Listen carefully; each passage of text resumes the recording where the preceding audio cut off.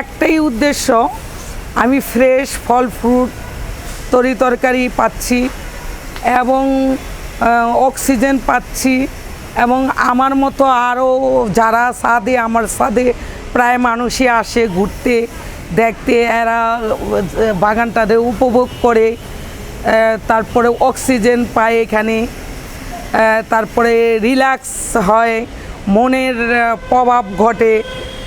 তারপর আমার নিজেরও অনেক কিছু সুবিধা হয়, যেমন আমি এই যে ফ্রেশ কলাটা পাচ্ছি, সবজি কলা আমার আশেপাশে সবাইকে আমি দিতে পারতেছি, খাওয়াইতে পারতেছি, এই জন্য আমার খুব ভালো লাগে।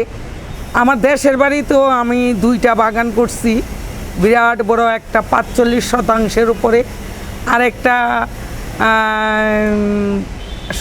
15 শতাংশের উপরে।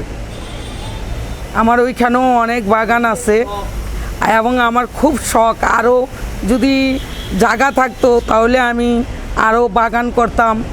আমার এই বাগানে বিভিন্ন ধরনের ফল এবং ঔষধি গাছ এই বিভিন্ন নার্সারি থেকে সংগ্রহ করে এইখানে রোপণ করেছি এবং এই বাগানটা আমার ওয়াইফ সকাল বিকাল পরিচর্যা করে এবং পানির লাইন টেনে দিয়েছি যাতে বাগানের পানির কোনো অভাব না হয় এবং জৈবিক সার প্রতিনিয়তই আমরা যে সকল শাক সবজি খাওয়া দাওয়া করি বা কলার ছিলকা, তারপরে আপনার ডিমের ছিলকা, এইগুলি সংগ্রহ করে আমরা সার উৎপাদন করে এই জৈবিক সারের মাধ্যমে আমরা এই বাগানটাকে সতেজ রেখেছি।